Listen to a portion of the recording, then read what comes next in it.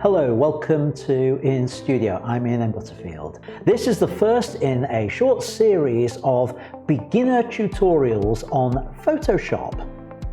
I'm often asked by Lightroom users to explain a bit more about Photoshop. Lightroom is a great tool, but it can't do everything. So I've put together this short series of videos which will take you through the basics of Photoshop and will explain some of the techniques that are really useful to photographers. In this first video, we're going to look at effectively the interface for Photoshop and what we see on the screen. So let's head over to Photoshop and I can tell you all about it. Right, here we are, we're in Photoshop, and this is what you can see on the screen behind me is how I tend to work within Photoshop. Now, your display might look a little bit different to that. Don't panic. I'll show you how you can reset to the manufacturer's default layout. And that would be up here under Window, Workspace, and the default one is called Essentials. So if you select that, that will change what is visible here.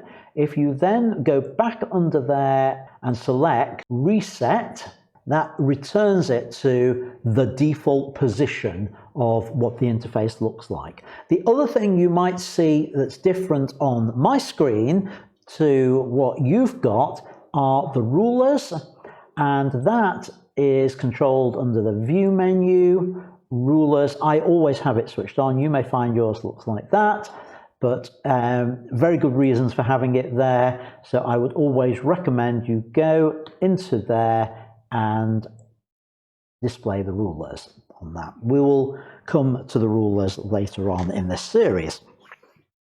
Right, so now we've all got the same interface. Let me just talk you through some of the bits of Photoshop and how all this works together. The general layout is fairly standard to most programs. We've got obviously our menu across the top. I'm not going to go through all the different menu options on there. We've got a ribbon of actions up here, and this will change depending on what we have selected.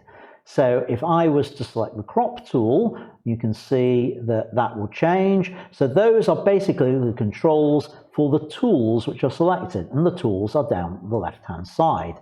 Then we've got a series of tabs. I've only got one document open at the moment, and that's my cup of tea.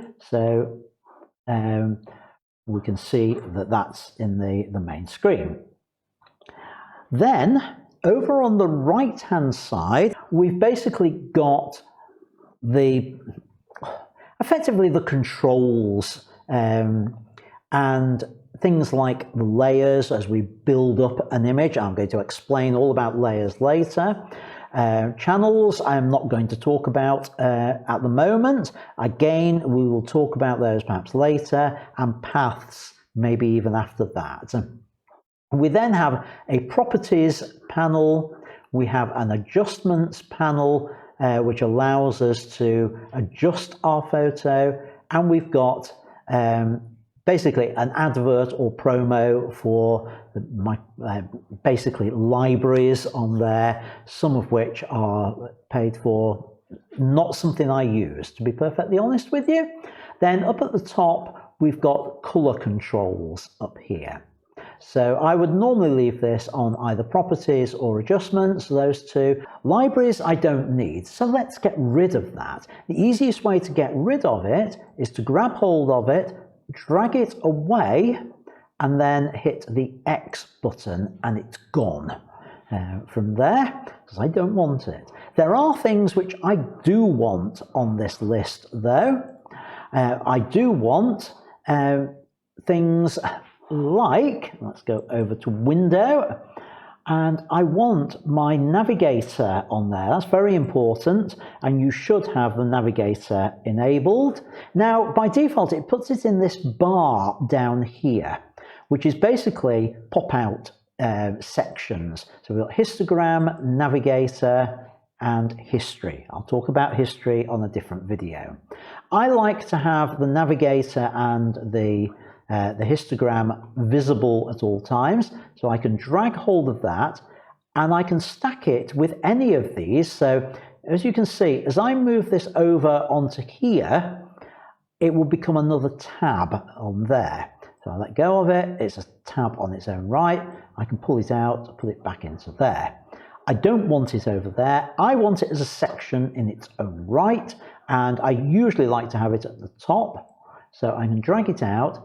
And now can you see when I'm over the square or over the tabs at the top, the blue square comes round to say it's going to dock into there. If I move up slightly, notice what happens, we get this double line there. If I drop it when that's showing, it becomes a section in its own right.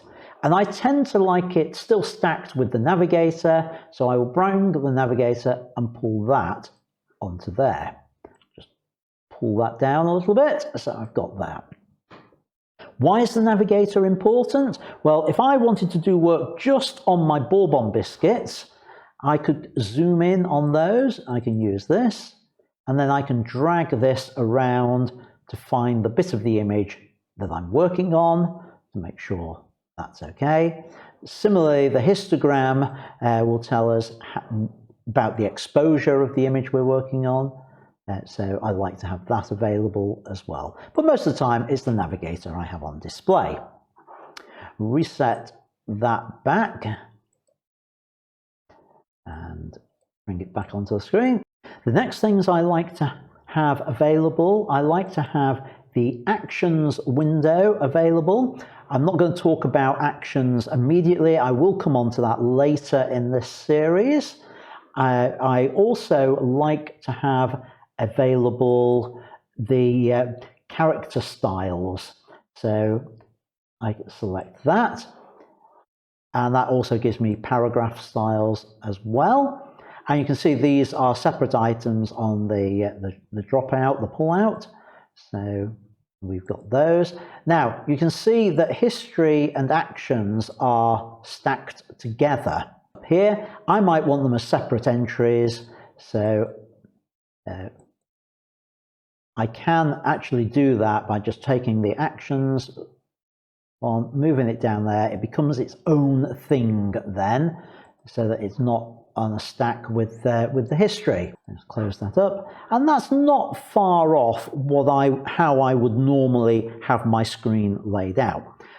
But as we said, that's not the default. So what I want to do is to save this as my default, and I can do that again under the window. If I go Workspace and New Workspace and give this a name, IMB Tutorial Workspace.